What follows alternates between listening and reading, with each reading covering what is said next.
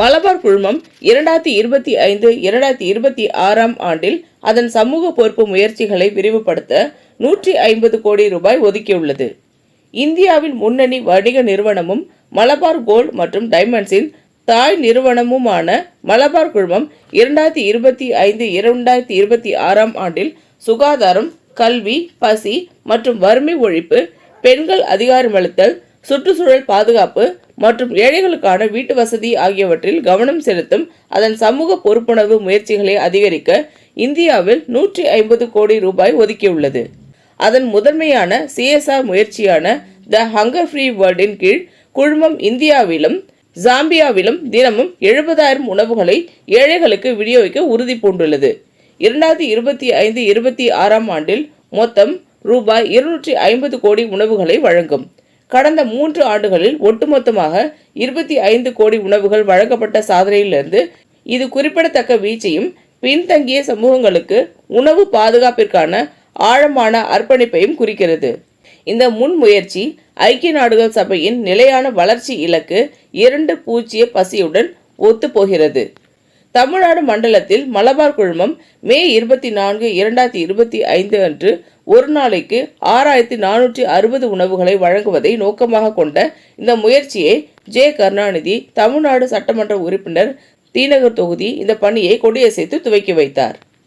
உடன் சென்னை மாநகராட்சியின் 133வது மாமன்ற உறுப்பினர் ஏழுமலை, தமிழ்நாடு மண்டல தலைவர் யாசர், வடக்கு மண்டல தலைவர் அமீர் பாபு, தமிழ்நாடு வர்த்தக மேலாண்மை தலைவர் ஷபீர் அலி ஆகியோர் உடனிருந்தனர். பசி இல்லாத உலகம் என்ற திட்டம் தற்போது இந்தியா மற்றும் ஜாம்பியா முழுவதும் தினமும் 70,000 உணவுப் பொட்டலங்களை விநியோகிக்கிறது. இந்த திட்டம் நவீன வசதிகளுடன் கூடிய அதிநவீன சமையல் அறைகளை இயக்குகிறது. பயிற்சி பெற்ற சமையல் உணர்வுள்ள பணியாளர்களை கொண்டுள்ளது. மலபார் குழுமம் தனது கல்வி மற்றும் சமூக நல முன்முயற்சியின் கீழ் இந்தியா முழுவதும் 716 நுண்கற்றல் மையங்களை நிறுவி தெருவோர குழந்தைகளுக்கு ஆரம்ப கல்வி மற்றும் ஊட்டச்சத்தை வழங்குகிறது. 32,000க்கும் மேற்பட்ட குழந்தைகள் சேர்ந்துள்ளனர். 9,000 பேர் ஏற்கனவே முறையான பள்ளிகளில் இணைக்கப்பட்டுள்ளனர். இந்த திட்டம் தனருடன் இணைந்து நடத்தப்படுகிறது.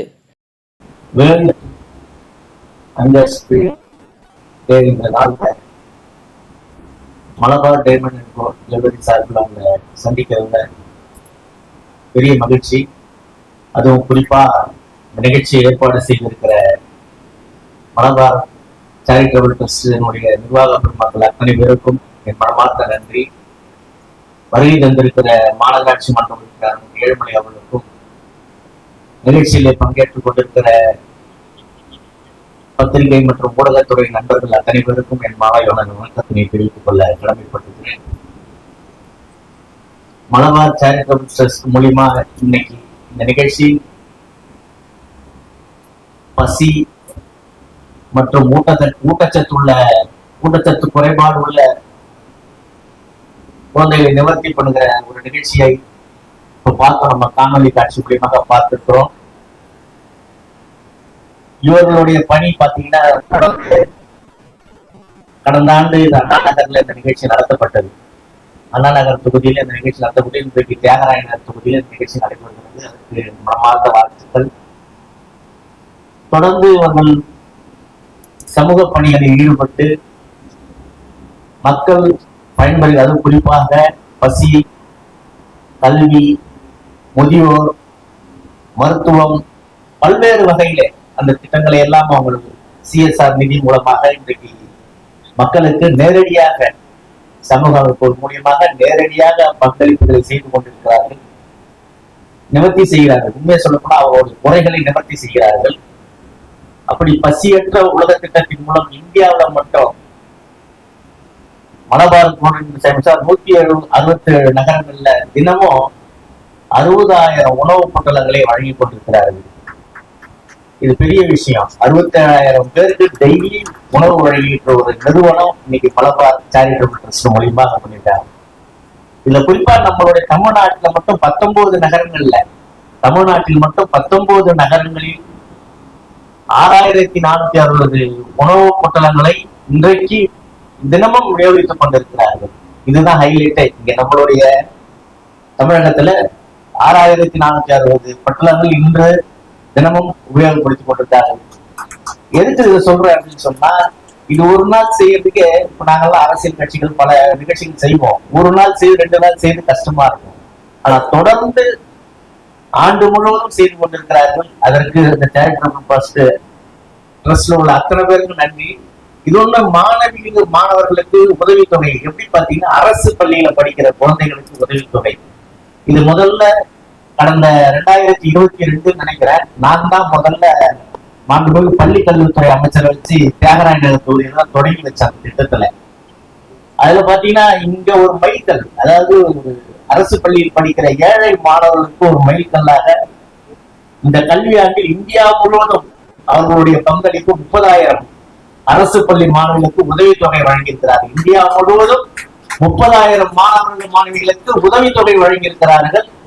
அதுலயே ரொம்ப உறுதியா இந்த கல்வியாண்டில் கூட நமக்கு தமிழகத்தை பொறுத்த வரைக்கும் சுமார் 2.40 கோடிக்கு நமக்கு உதவி வழங்கி பார்த்தேன், காணொலியில பார்த்தேன். 2.40 கோடிக்கு இந்த கல்வியாண்டில் இப்ப நடக்கிற 25-26 கல்வியாண்டில் 2.40 கோடி ரூபாய் கல்வி உதவித்தொகையாக தமிழகத்திற்கு மட்டும் வழங்குகிறார்கள். அது 10 கோடி ரூபாய். 25-26 ஆண்டுக்கான சிஎஸ்ஆர் ஃபண்ட் பாத்தீங்கன்னா 10 கோடி ரூபாய். அதுல குறிப்பா 2.40 கோடி ரூபாய் மாணவர்களுக்கு உதவித்தொகையாக இன்றைக்கு வழங்கப்பட்டு கொண்டிருக்கிறது. அதுல மைக்ரோ லேர்னிங் சென்டர்ஸ் பாத்தீங்கன்னா இந்தியாவிலே 18 மாநிலங்களில் 716 நுண்கற்றல் மையங்கள் MLCCS நடத்தி வருகிறார்கள். இது பள்ளி சாராத மற்றும் பள்ளி படிப்பை கைவிடும் குழந்தைகளுக்கு, முக்கியமா அதுதான், பள்ளி கைவிடும் குழந்தைகளுக்கு கல்வி மற்றும் சத்துணவுகளை வழங்கிட்டு இருக்காங்க. இது நம்ம தமிழ்நாட்டில 2 நுண்கற்றல் மையங்கள் நீங்க நடத்திட்டு வராங்க, 2 நடத்திட்டு வராங்க. இப்படி நான் சொல்லிட்டே போலாம். இவங்களுடைய பணிகள் நான் பார்த்த வரைக்கும், நான் எனக்கு தெரிஞ்ச வரைக்கும் இந்த பகுதியில இந்த நிகழ்ச்சிகள்ல நான் எத்தனையோ நிறுவனங்கள் பண்ணிருக்கிறோம். ஆனா இவங்களுடைய நேரடி நிறுவனமாக இந்த நிறுவனம் இன்றைக்கு மக்களை சென்றடைகிற வகையிலே, ஏழை எளிய மக்கள் இன்றைக்கு பயன்பெறுகிற வகையிலே பல திட்டங்களை தீட்டியிருக்கிற மலபார் குழுமத்திற்கு என் நன்றியை தெரிவித்துக் கொள்ள கடமைப்பட்டிருக்கிறேன். அதே போல இந்த நிகழ்ச்சிக்கு எங்களை அழைத்தமைக்காக நிறுவனத்திற்கும் அதனுடைய நிர்வாகிகள் அத்தனை பேருக்கும் மனமார்ந்த நன்றி. தொடர்ந்து இந்த நாடு முன்னேற்றம் அடைந்து கொண்டிருக்கிறது. அது குறிப்பாக தமிழகம் பல வகையில் முன்னேற்றம் அடைந்திருக்கு. பசியற்ற மாநிலங்களில் இன்னைக்கு தமிழ்நாடு ரொம்ப கம்மியா இருக்காங்க. பசியற்ற வறுமை கோட்டுக்கு கீழே உள்ள மக்கள் பார்த்தீங்கன்னா தமிழ்நாட்டுல கம்மியா இருக்காங்க. ஏன்னு சொன்னா இங்க பகுத்தறிவு உள்ள மக்கள் அதிகம், உழைப்பு உயர்ந்த மக்கள் நம் பகுதி மக்கள். அப்படிப்பட்ட தமிழகத்தில் மேலும் பல திட்டங்களை இவர்கள் கொண்டு வர வேண்டும், இன்னும் பல நிதிகளை இங்கே ஒதுக்கி தர வேண்டும் என்று கேட்டு சிறப்பான நிகழ்ச்சியை ஏற்பாடு செய்திருக்கிற அத்தனை பேருக்கும் என் மனமார்ந்த நன்றி. மலபார் குழுமத்திற்கு மீண்டும் ஒரு முறை நன்றியை சொல்லி விடைபெறுகிறேன். நன்றி, வணக்கம். இந்த வீடியோ உங்களுக்கு பிடிச்சிருந்தா லைக் பண்ணுங்க, கமெண்ட் பண்ணுங்க, ஷேர் பண்ணுங்க, சப்ஸ்கிரைப் பண்ணுங்க.